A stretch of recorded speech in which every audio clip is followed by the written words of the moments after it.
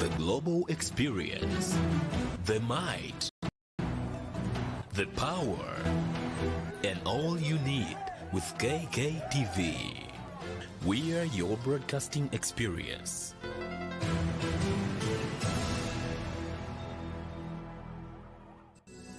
You are watching KKTV. Okay.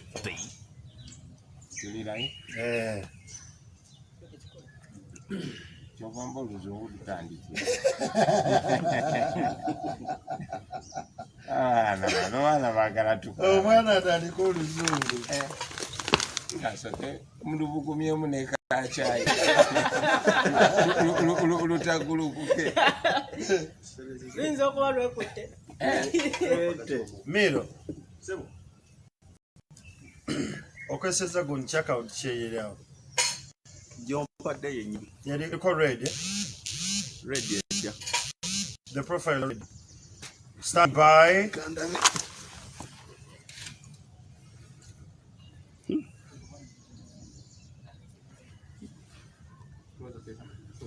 Profile yogenda ba. No, it's okay as long as you see live. Yes. Nenamba ozimanyi we ziri nnyo baba. Okay.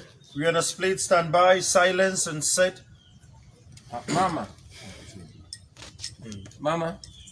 Banange nsonyiwa kutawanye mu katono. But it's live on YouTube. Yeah. I'm sharing live on YouTube, so on my Facebook. No. Again, they're bearing the name. Do you have any current picture now that I can use? No, just go on the NTV Facebook. You're gonna just share the feed. No number. But there's a number to sharing the video.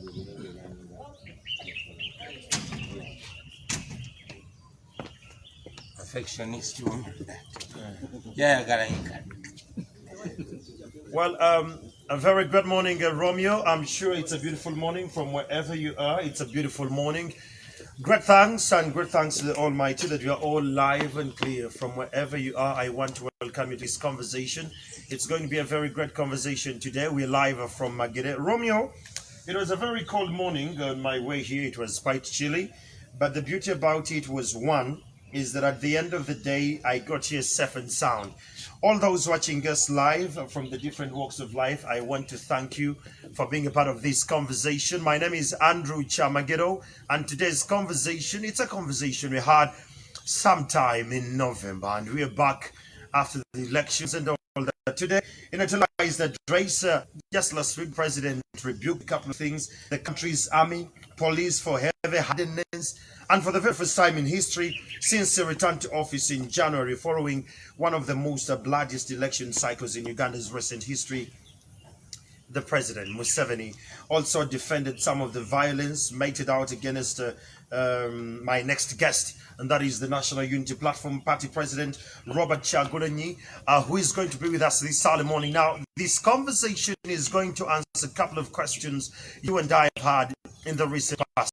So kindly share this feed from the different walks of life, those on Facebook and those on YouTube. You're so much welcome to this morning. Good morning, Honorable Kyagulanyi. Good morning, Andrew. It's Miracle. Yes. Pleasure having you. Good to have you again. It has been, I think, like we're getting close to a year since we left the conversation. Yeah. It has been very interesting. First of all, you had the president's speech, and that's the point. They could not wait to hear you speak the president's speech. That was last week. He said people like your team, the NUP, try to ignite the main quality. What is your response to that? Well, I'll get to the Kabakaika allegation later, but like you said, many people couldn't wait. Yeah. On the contrary, I couldn't believe, and I'm sure many other people couldn't believe that this is the same Museveni that was speaking.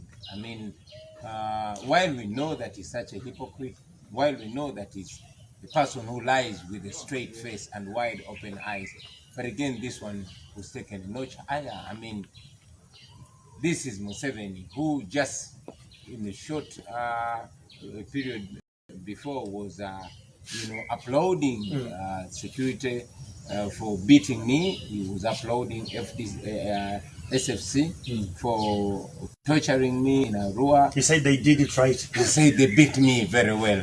Now this is the same person, again, speaking as if he's an opposition activist, condemning the torture, the brutality that is made by his own forces. I mean, they do it on behalf of him. They beat and murder Ugandans on behalf of him, and certainly on his orders. What do you mean when you say that he sounds like an opposition activist in one or the other? Because he comes to say exactly what we have been saying for the longest time. We've been condemning the torture, the brutal torture, the murder, extrajudicial murder of citizens. I mean, Museveni himself came out and uploaded security for murdering citizens, for pacifying the country by murdering citizens. And now he is here condemning it at the same time. Of course, besides the hypocrisy that he always represents, we are sure that he is saying this because the pressure is much. Museveni The pressure from who? The pressure from the citizens of Uganda and the pressure from the international community. You saw just the other day his friend, Omar el-Bashir, is going to be handed to the ICC, and we took Museveni to the ICC. So he knows what befalls dictators like himself. He is seeing in the near future. So he's trying to run away from that reality and leave these others that he orders to do those atrocities. I mean, this is characteristic of Museveni. You saw how he used Kaihura to brutalize Ugandans, but when Kaihura was sanctioned by the ICC, Museveni left him like that. But Honorable Chagulanyi, Museveni was on record last week. He said that there is no party that has upheld the human rights in this country like the NRM party. And he was alakat on that. He said, well, there are a few things that could go under the carpet, but the human rights, he says that they have maintained it. What do you make of that? Well, I call it hypocrisy, and if hypocrisy was a person, that would be Museveni. I mean, this is a person who, under his command, his son is overseeing the brutal arrest, kidnapped of people. Right now, as we speak, citizens are being held against the law in military detentions. James Mobiru, an elected councillor, is in Machinde military detention for dressing the way I'm dressed. Many young people, people have been castrated, eyes plucked out. Women have been raped. You know this. Everybody knows this. And Museveni has always been applauding people that have been doing this simply because they were keeping him in power. Now he sees it's going down south, and he is kicking everybody else under the bus. And very soon, he will be picking these people and handing them to the ICC. But it is him that we are going after, because he is the chief priest of that brutality. And he said that NUP and the likes behave like terrorists, want to bring Kabaka Yeka and Amin. What is your response to this? Because you're saying he's hypocrite, he doesn't respect the human rights and all. But he says your party is behaving like terrorists, not online, not offline. You want to bring back the anarchy that came with the Amin regime and the separation of the Kabaka sect. Do we have the law in Uganda? Why doesn't the law work on us if we're behaving like terrorists? I mean, this is the same person who's security minister for speaking the truth. How come they have not, the law has not worked on us? Museveni has always been trying to use tribal narratives whenever he has no argument, What do you mean? What in Kabaka Yeka? Because I'm a Muganda, you want me to apologize because I'm a Muganda? I certainly will not apologize for that. But again, that has been Museveni over time. Every time he has no argument, he does exactly that. Museveni is the only person that can be compared to. In fact, even worse, he's doing what the Amin regime did times 10 or times, more than 10. So he has no moral authority to compare us to. Then, Honorable, one would say that maybe Museveni has respect for the human rights, but maybe his other structures, the directives, are not adhered to by his people. What do you make of this when he comes on the TV, on the media, national media, and says that, look, I've directed this and this, but it has not been done. This time I'm going to take charge. What do you make of that? Then let him be honest and say he is not in charge. He is either a hypocrite or he's not in charge, or both. What do you mean by that? I mean, how do you say I've instructed my forces to observe human rights, and then human rights are being abused under the watch of your son? He came on national TV and said the SFC, which was eventually under the command of his son, is the one that has been carrying out these abductions. The abductions, we mean people, citizens being abducted, tortured. Some have missed, not being seen again. Chibalama John Bosco, we've never seen him again. Our brothers from Kiseka, we've not seen them again. Those that have been lucky to resurface have shown up with missing eyes, with missing teeth, with the smashed manhoods, women raped and all that. All this is being done under the watch of Museveni and Museveni's son and his close Kakun. What do we make of that? It is sanctioned by him or he's not in charge, or both, like I said. In November, at least 54 people, for the record, were shot dead while demonstrating your arrest in Mayuge district. In this admission and claim of indiscipline, part of the justice you've been calling for, and for those who lost their lives, do you believe that the more we keep agitating and rather advocating for them to be released or to resurface, it will be justice enough? Of course, justice delayed is justice denied. I mean, many people, even before the election, they've been abducted, and like I said, some have never shown up again. Some have shown up dead, and others have shown up severely tortured. We've been agitating for that, and just the other day, Museveni also comes out to agitate for the same. You are condemning the people that are under your supervision for criminality. Why have they not been arrested? Napoleon, this guy from military police, is on camera beating journalists. How come none of them has been arrested? You know, you have seen even the BBC has documented the murder in cold blood of citizens, you know, on camera. How come no single person has been apprehended for that?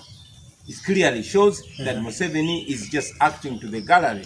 Like I said, he's under pressure from the international community. He wants to put up an act, which certainly doesn't mean. It never says what it means. And then that brings me to my other question. Honorable Chagulanyi, you took President Museveni to the ICC. Why do you think the ICC would be a good place to resolve Ugandan matters?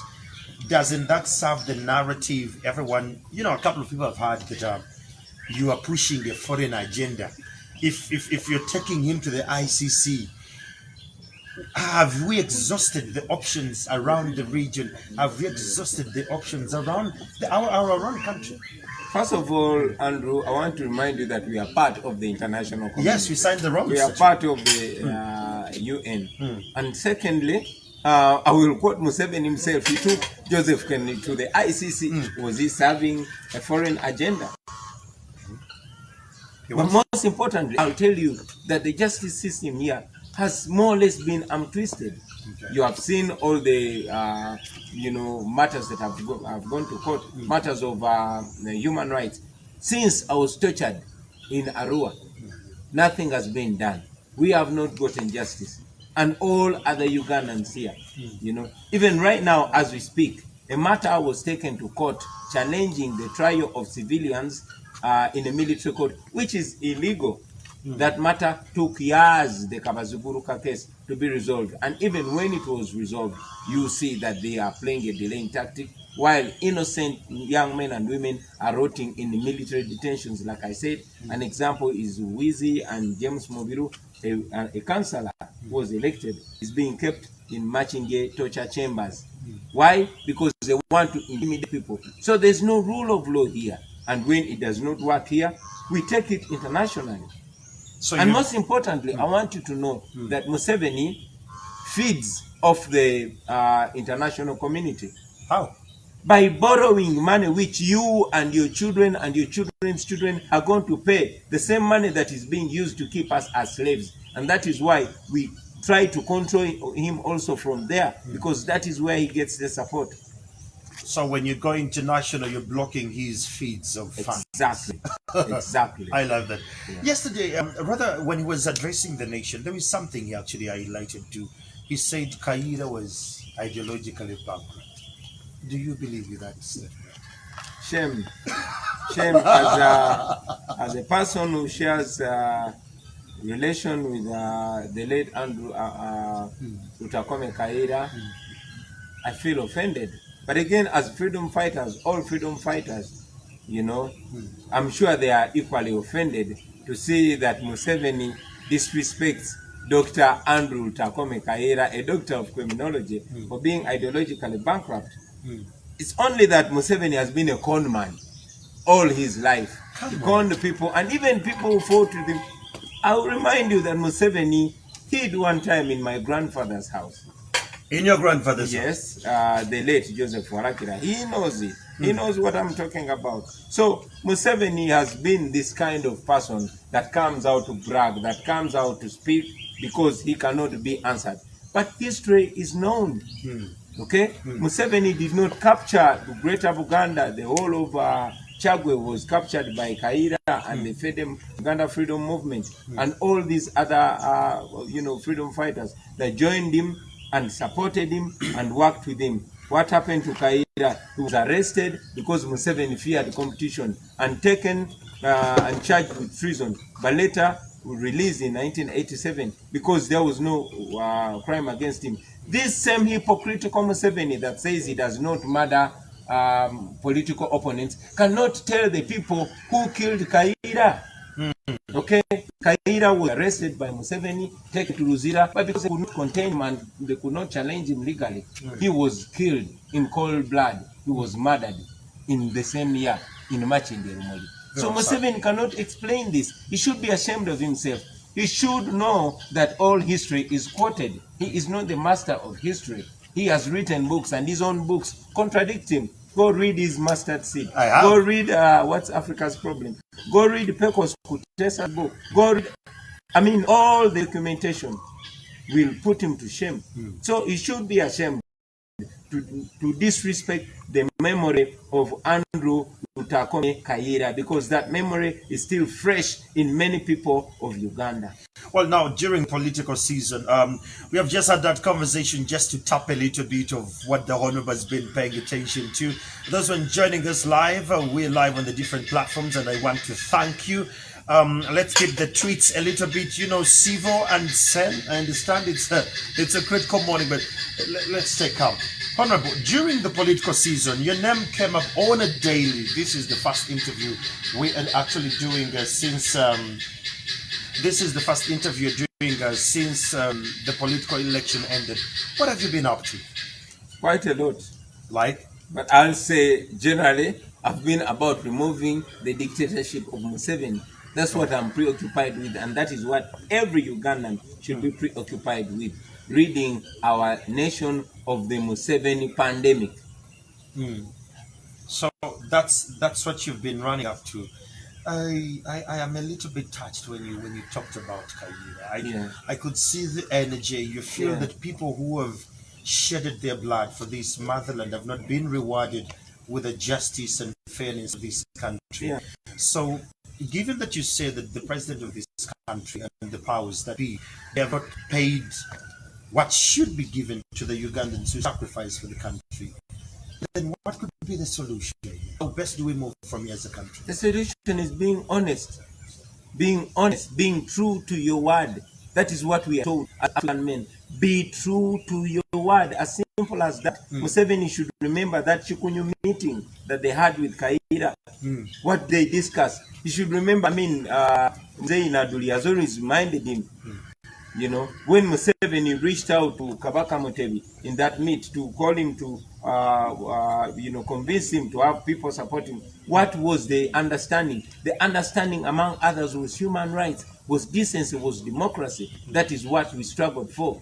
But again, like I said, Museveni is one person that will say a word and shamelessly go against it. This is the same person that wrote in his first book that Africa's problem are the leaders that overstay in power. He has been in power for 36 years and does not want anybody to remind him of what he said. This is the same person that said he would never be president at the age of 75. Okay. Then it brings me to the question, Honorable. Is it the Ugandans, we the people, are we gullible enough that we don't see this? What have we missed as a country? Because, like you said, he's a very cunning man.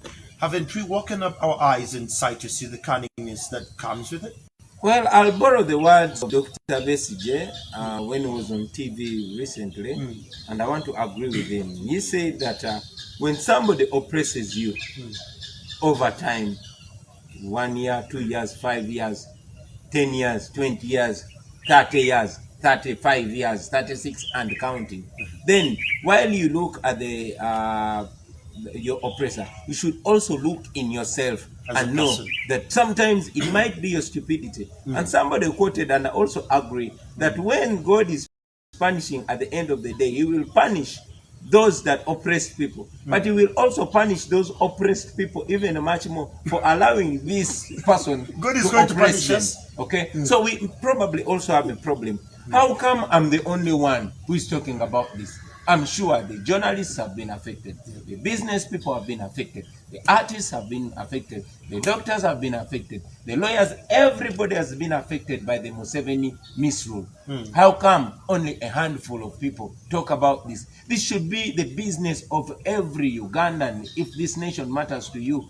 Just this morning, and by the way, I want to also grab this opportunity to congratulate my good friend Dr. Ichilema, HH in Have you seen the fire in that country? well, The tension? Zambia has done it. They've shown us. But this is something we should have done long time ago. Lungu tried to arm twist the voice of the Zambian people. The cameras but were he watching. couldn't. The cameras were watching. Cameras were watching all the time. Did you even sleep? You're following this. Of course, I'm following this so much, and I'm sure everybody else is following. So, like I was saying, Andrew, that we probably also have a problem.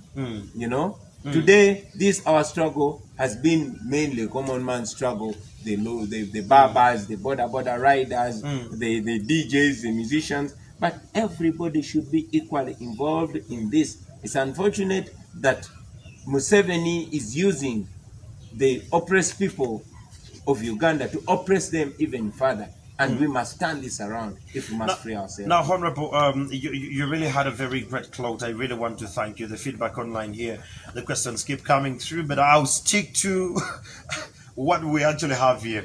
You proved your clout in the recent elections around the Buganda region, the central region, with a resounding win. How do you intend to sell the brand and the ideology of NUP beyond the central? Because central and some parts of east went red. I'll tell you this, my brother. That is a wrong narrative. That's a very misleading narrative. Trying to paint a picture that change is only desired in the central. Yes. That is wrong. Okay. You saw what happened in Arua when we were there. Yeah. You saw what happened in all of northern Uganda. You saw what happened in western Uganda. In Chiruhura, the military had to beat people so that they don't, in quote unquote, ashame General Museveni for showing support for change. From where it comes from. So this is everywhere, not only here in the central, everywhere in Uganda. And I'll tell you that just like we told you that largely Western Uganda did not vote because they did not allow them. The whole of Northern Uganda, they did not allow people to go to the polls. Okay? Internet was switched off, electricity was switched off in order to push this narrative. Museveni is pushing the central narrative so that he can put that tag, that tribal tag. So it is on us. Museveni's call is saying that you're building a Buganda party. That is nonsense. That is nonsense. They're trying to make me feel sorry about who I am, and I will never feel sorry for who I am. I am proud, and every Ugandan should be proud of who they are. Okay? And he should also be ashamed because Museveni has been largely supported by people in the central. Why wasn't it a central affair when he was getting all these votes here? Okay, Honorable NP, going back to the party beat, do you at any one time regret having stood for presidency? Or after standing for the presidency, what big lessons did you learn? I followed some of the trail. There were some trails I didn't follow, but I saw some recordings that were made to the media eye. Yeah. They're gruesome. I condemn them in the strongest terms possible. But do you regret going on that journey? Of course, I don't regret. And if I had to do it all over again, I'll do exactly that, even more radically and more aggressively, because I believe that what we were doing and what we continue to do is the right thing to do. So In I that don't direction. have any regret. There was a lot of criticism when your family actually was evacuated. I think shortly after the election. I think we were heading there. A lot of criticism came up through just before the election in anticipation. Some supporters felt betrayed. What was the logic behind this?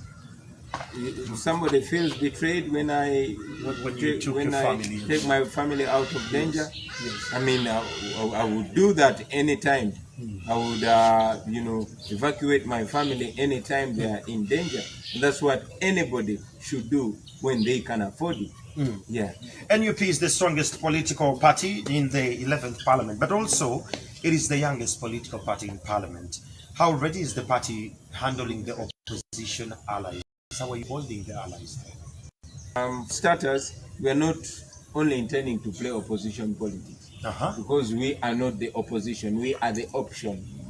Okay? So, Bring it again, bring it. I like that. I like that. You are not the what? no, we are not the opposition, we are the option. Nice. We are only twisted into that position, and like we said, we shall use every platform to push for the agenda of change. Of course, we are in touch with all like-minded people, and I must tell you that even Jim, they are those people that are not as outspoken as we are, that agitate for change silently, that are supporting us, that are with us, and we continue to to build synergies. But even within the forces, the open forces of change, which you like to call the opposition, we are pushing for cohesion, because we've said this right from the beginning, that nobody can do this alone. To uproot a dictatorship, we must work together. And let us look at the examples. Malawi served as an example. Unfortunately, we didn't hit to it. Now we have an example of Zambia that just uprooted a propping dictator. Lungu had started picking terrible lessons from Museveni, and I'm very glad that the people of Zambia prevailed, and I'm sure the people of Uganda and all people of Africa will take heed of that example. Okay. Your opponents insist that your party is already doing deals in government, but is this a way to grow strength as a party? What do you mean? Can you ask that again? There is word in the corridors of power that some people within the NUP are sealing deals with the party, with the government. What do you make of this? Well, I would say that just like every other dictatorship, they will try as much as possible. If they cannot coerce, then they will convince. And if they cannot convince, then they will do otherwise. They use carrot and stick. Oh, yeah. And those weak-minded people will certainly betray the struggle, And like we've always been saying, we are going to see everybody by their deeds.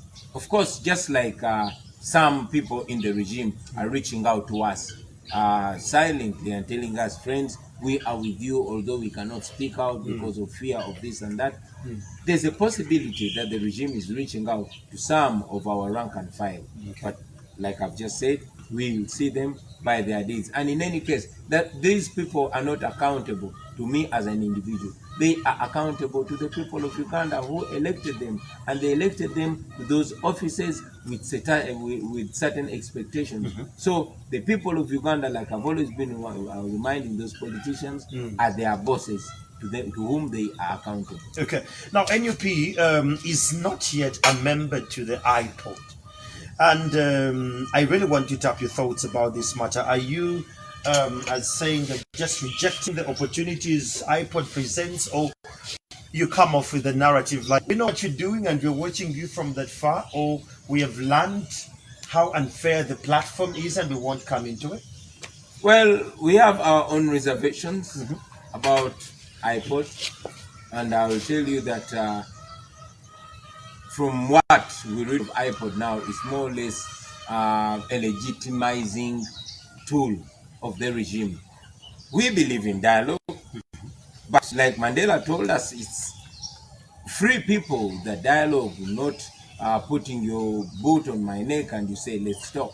So there's no sense really us being in an institution aimed at dialogue when the regime is doing what it's doing, when we cannot be allowed to have political activities, legal political activities, where we cannot be allowed to build our legal structures, where our leaders are under illegal incarceration, where our paraphernalia is illegally criminalized, and so on and so forth. So when that is still the case, then you don't expect us to be part of that iPod, because it doesn't make sense to us in any way. Wow. Yeah. That makes a lot of you've changed the entire perspective. I was looking at you.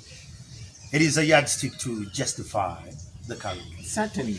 Okay, now in relation to international relations, let's just get to the cross border. You've had the pandemonium between Uganda and Kenya sparked by William Ruto the other day. He was denied to come here, which is the first in the region we've had since 2019. So international relations with our regional neighbor has been sinking deeper and deeper. Rwanda, March 2019, Kenya 2020, over substandard exports. How can we deal with this to mend the fence? Because you can't hate the neighbor in the south, Rwanda, and again you have a problem with Kenya. Again, how best can we go about this one? Well, I'll tell you that Museveni and his modus operandi is a disaster, not only to Uganda, but even to our neighbors. I mean, many of Ugandans, especially the males, had a good relationship With Rwanda. See what Museveni did. But coming to Kenya, Yeah. of course, the people of Kenya are the ones that have the right to determine who leads them. And I encourage them to use that right, to use that mandate, to decide who governs them. You know, as brothers, you know that the people of Uganda and people of Kenya have always looked out for each other. Yeah. When we were suffering with the dictatorship of Idi Amin, many refugees were housed in Kenya, and we don't take that for granted. Even during the Obote times, many Ugandans fled to Kenya. And in 2007, when there was post-election violence, Uganda returned the favor.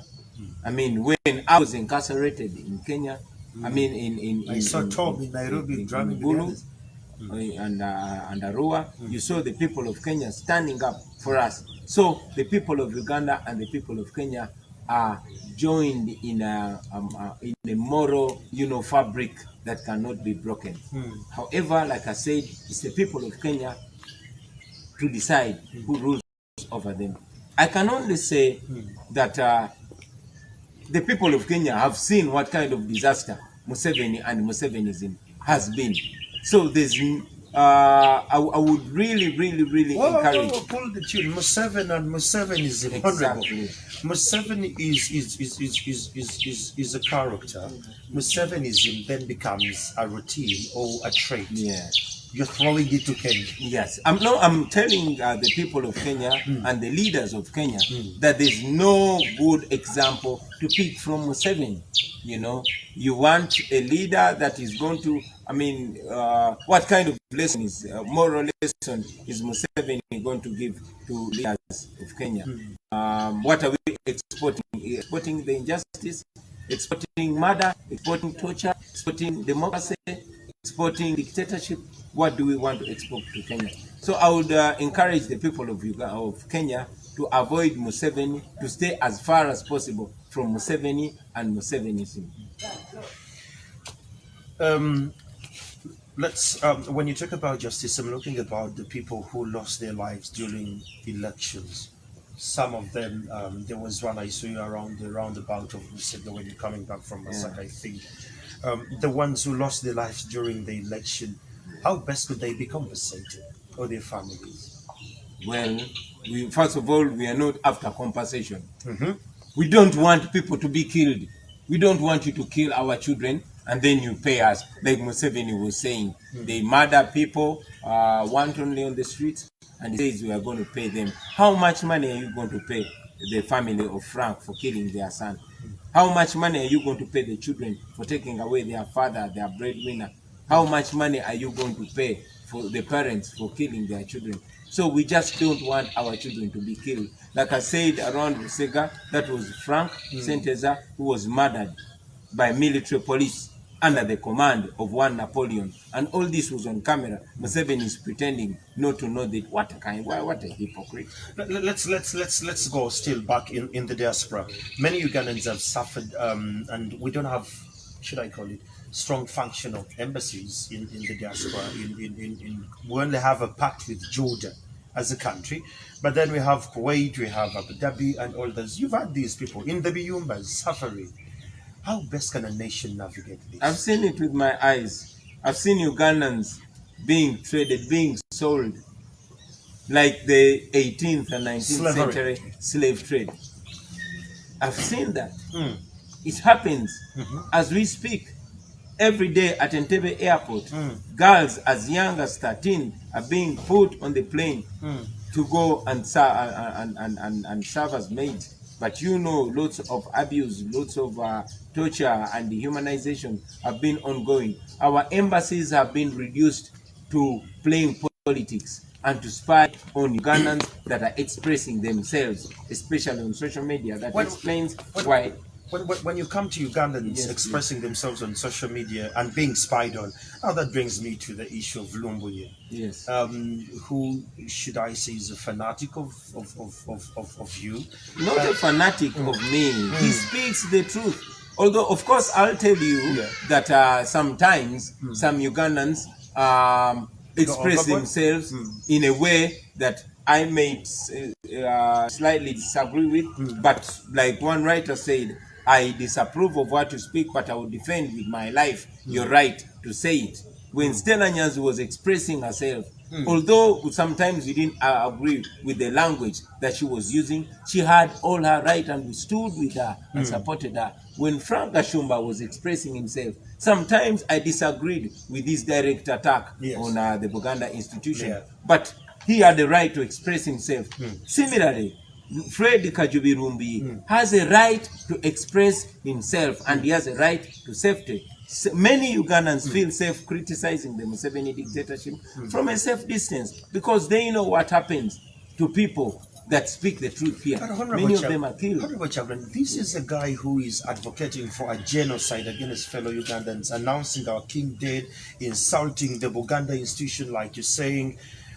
Yes, we have a right and freedom of expression, but to what limits do we have to go? Well, as an individual, I've not seen, and I'll be very glad if you provide evidence to the fact that he announced our king dead, or to a fact that he announced that he called for violence, for genocide. I have personally not seen that evidence. I'll be glad if you show that to me. But I have seen some people that have been with members of parliament and have been openly advocating for the continued murder of Ugandans. You remember on the 18th and 19th of November last year, one blogger came out openly bragging, "We are the National Resistance Movement and we shall kill all of you."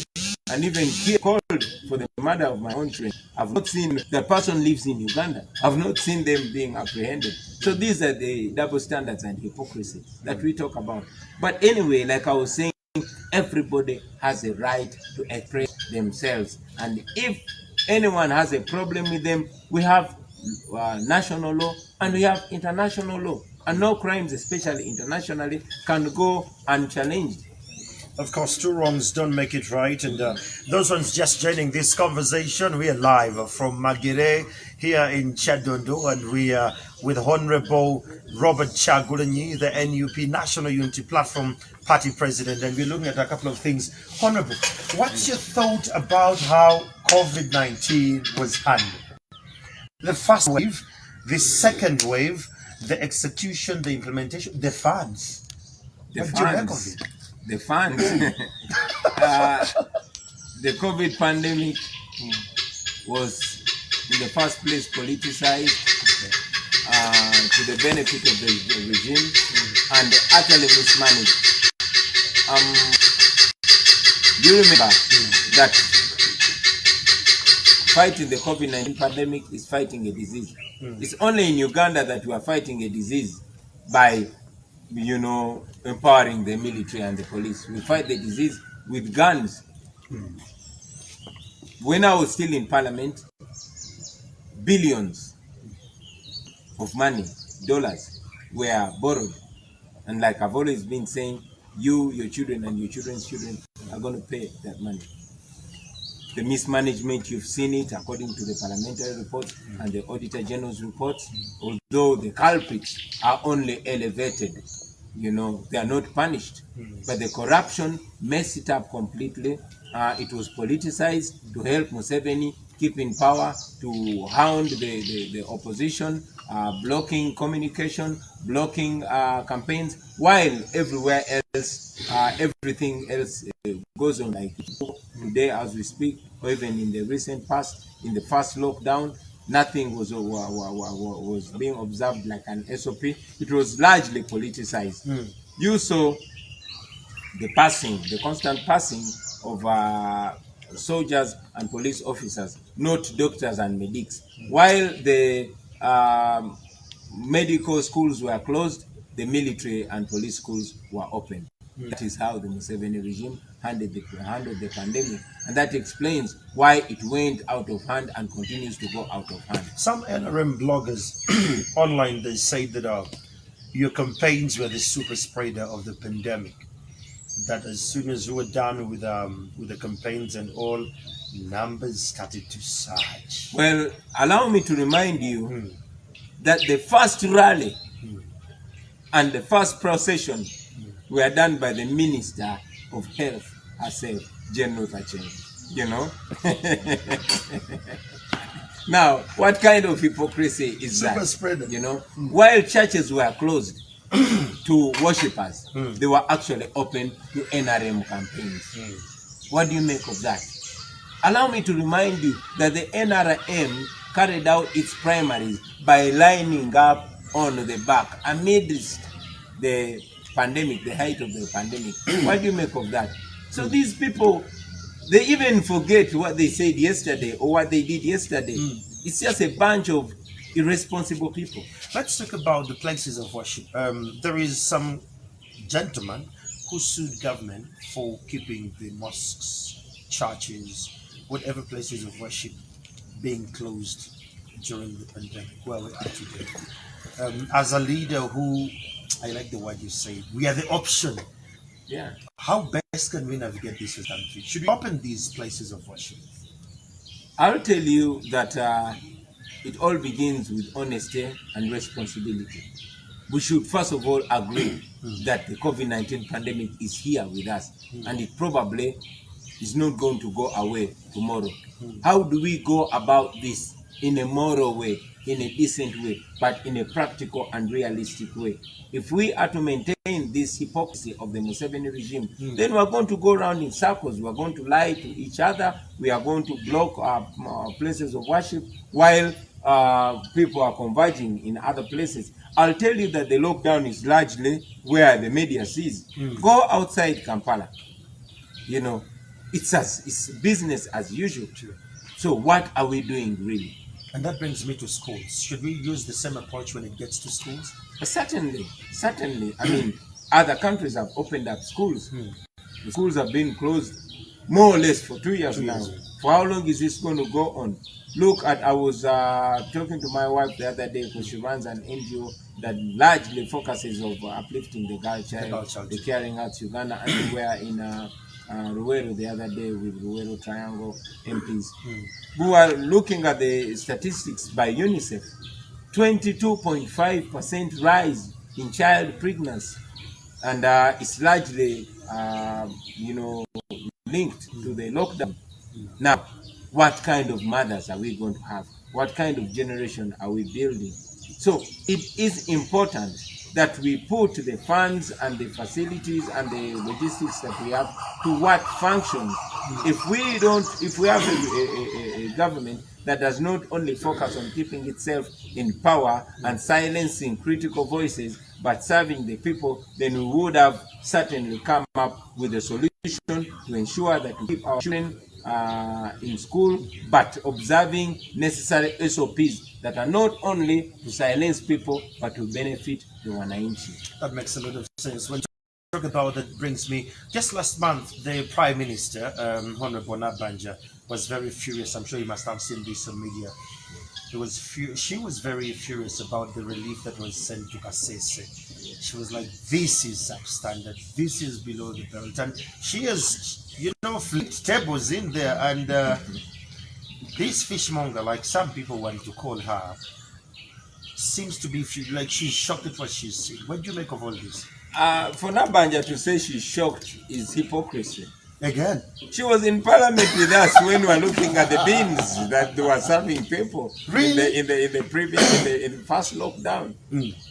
She must have seen the because she was not prime minister then, but she certainly saw the food, the substandard food that was being served to our people. And that has been the case. You've seen the not only the amount or the number of masks, but also the quality. If you have a poor quality government, it is only going to give poor quality services. You understand? So Nabanja should not pretend to be shocked. It shouldn't shock her. That is their modus operandi. That is what they do. That is NRM and Museveni. That is how rotten they are. And they should come to terms with that reality. And then that brings me to the question, what do you have to say about the fishmonger cabinet? What do you want me to say about Because he said he's using people you're not used to. He's using people with a rare gene of dynamic at play that you don't usually see these faces, led by Nabanja, of course. Well, we see these faces, I'll tell you. And I'll tell you that this is an illegitimate government. Okay? I'll tell you that Museveni is an illegitimate president.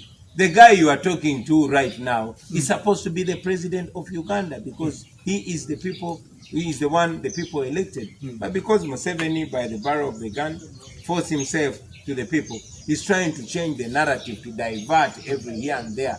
And that's why he keeps, making all stunts. But I'll also remind you that even the people in office, these are only office bearers.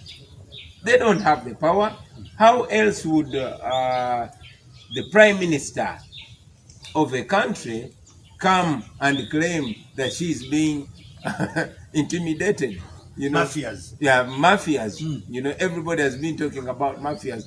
Who are the mafias? I mean, ask the chief mafia himself.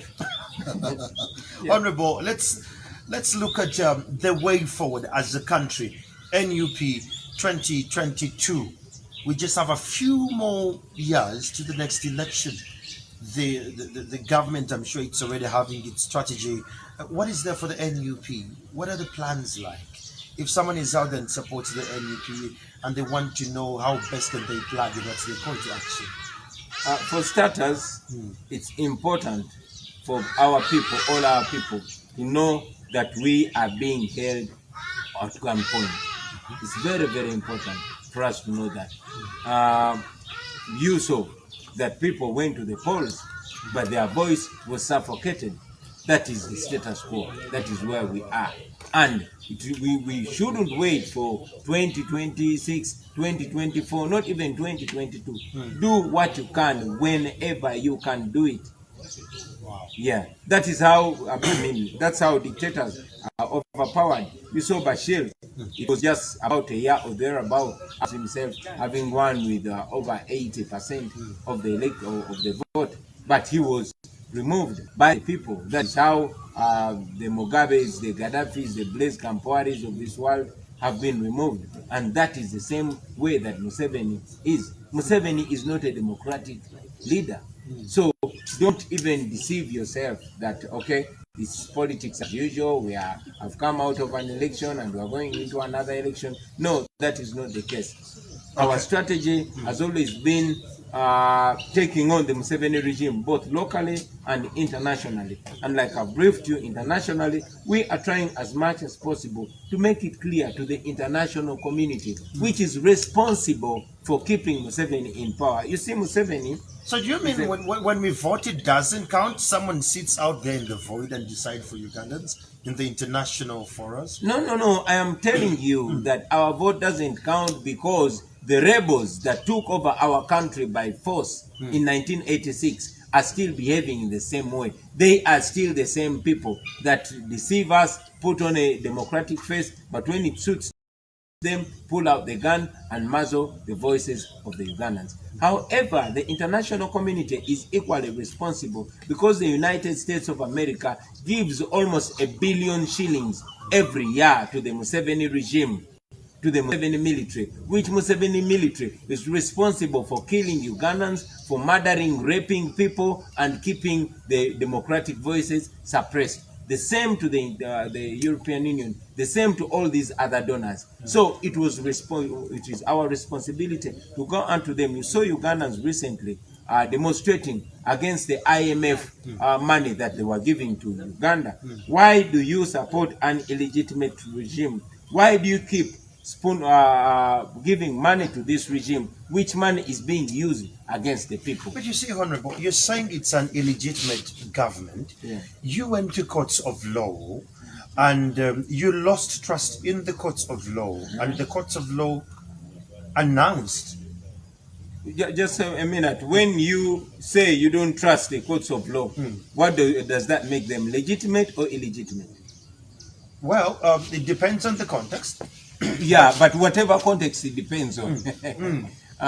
When you go to the Supreme Court and the Chief Justice is clearly biased and is clearly behaving in an illegal manner, and you saw that Justice Chisache also came out. These were not my words. These words were also echoed by another judge National of television. the same Supreme Court. You saw all that mess. You know, let us pretend not to have seen that. So having seen all that, am I still wrong to say the process is illegitimate? Because, I mean, the law was abused by the officers of the law themselves.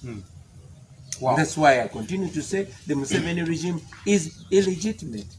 I'm talking the legitimate. You're definitely, man. Great conversation. We have been in the lockdown for 42 days. At least I was lucky. My job allows me to, fly and come out and talk to a couple of people. Ugandans have been in the lockdown. The economy is bad. Yeah.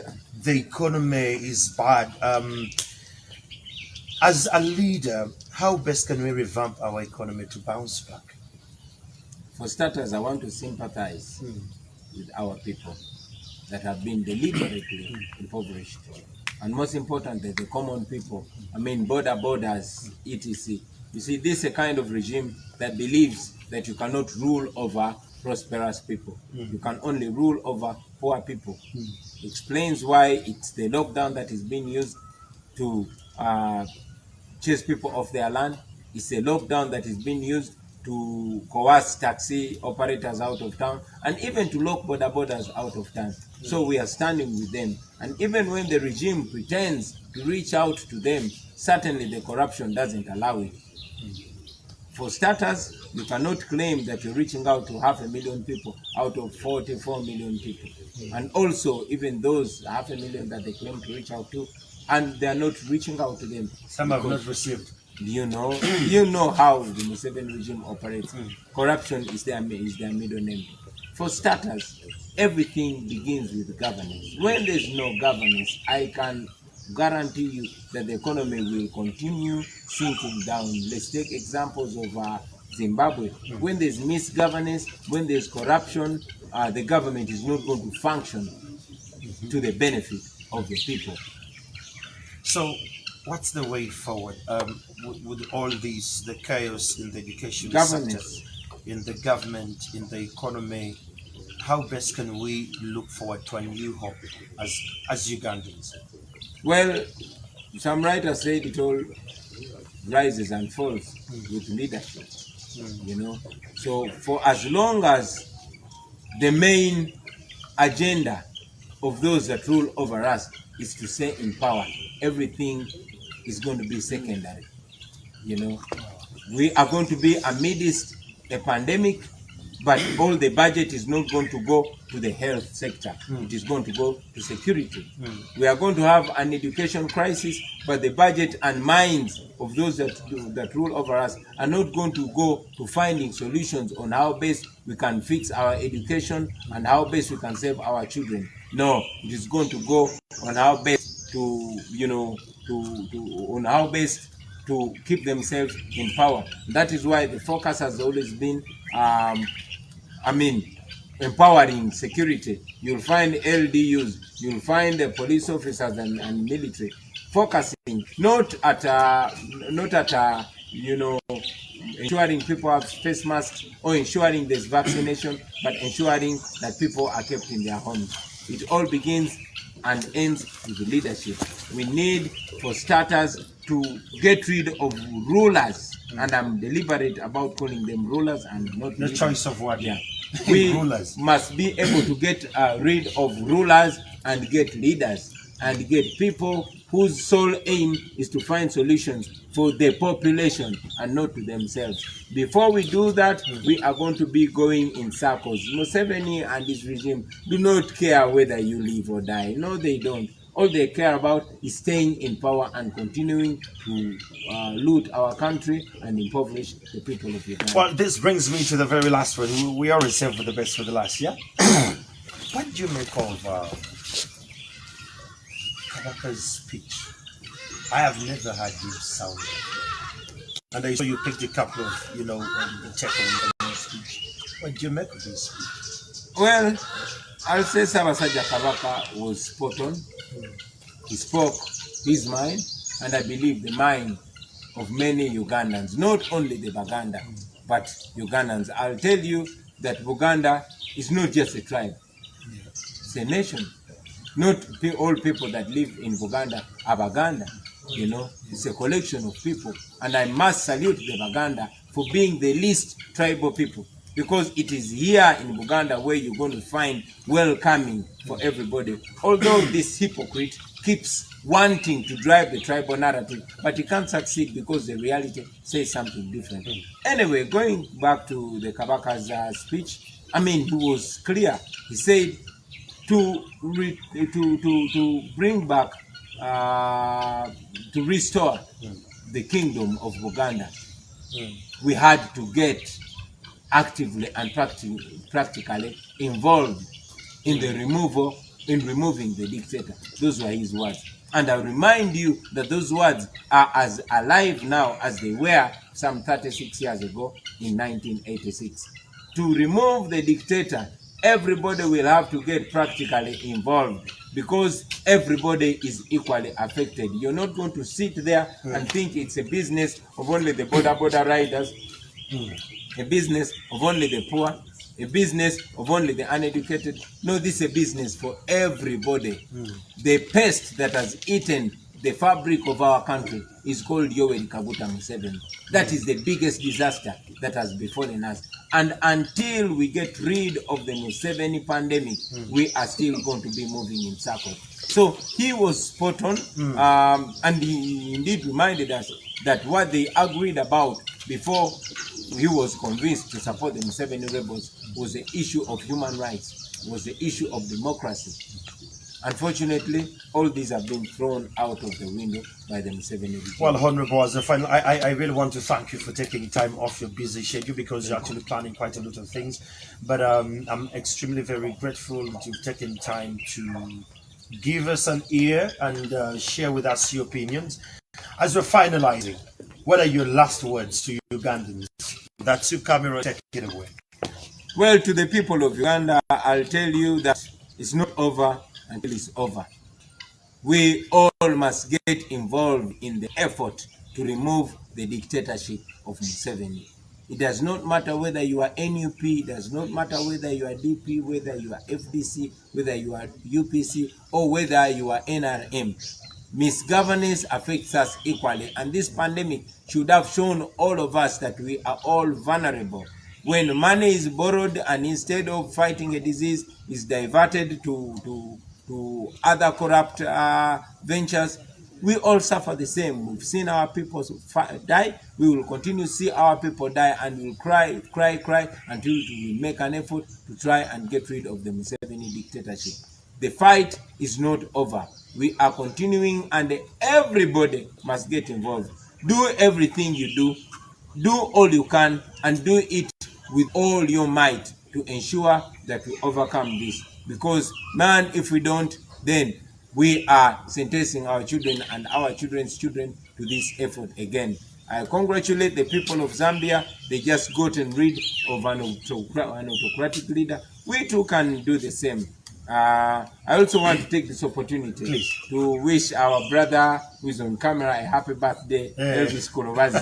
It's his birthday. Did you know that? Oh, there you go. Happy birthday, my brother. To our brothers who are in jail, those that are incarcerated. I know that some of you may not be able to see us, but we continue to fight. You see now the dictator is shaking. He comes out to deny the things that he's doing.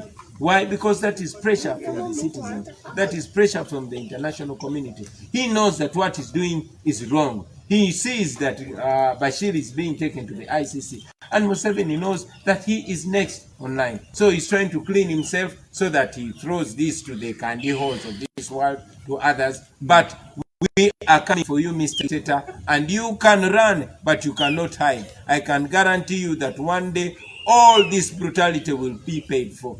I thank you. Thank you so much. That is Honorable Robert Kyagulanyi Ssentamu, and we're coming to the end of this conversation. I really want to thank those who have been online. We didn't have an interview. We always root for a conversation. We've had a conversation once in a while. Those who have actually picked one or two things, you can run with it. I'm Andrew Chamagere, connecting back to studio with my colleague Romeo Busiku. If you can hear me, that's all the NUP president can say right here from Magere. Good morning.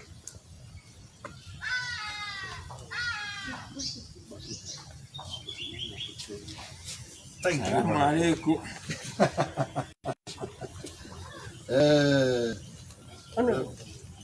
Teyanziza nnyo teyanziza kakati nga tonaba kukajjako tulina kyetwagala kufuna ko justice The Uganda version. Uganda ne mu Yeah, you can start. Elvis jangu setunge interview Elvis, alive to Okay.